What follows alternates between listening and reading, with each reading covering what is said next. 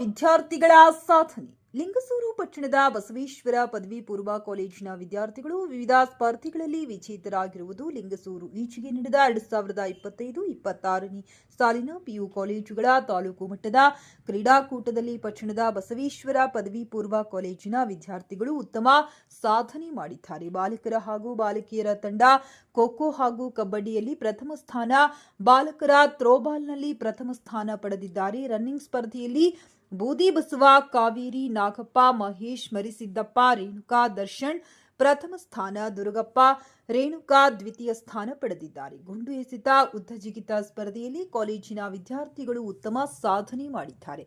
ಬಾಲಕರ ಉತ್ತಮ ಸಾಧನೆ ಮಾಡಿದ್ದಾರೆ ಎಂದು ಪ್ರಾಚಾರ್ಯ ಬಸವರಾಜ್ ಮೇಟಿ ಪ್ರಕಟಣೆಯಲ್ಲಿ ತಿಳಿಸಿದ್ದಾರೆ.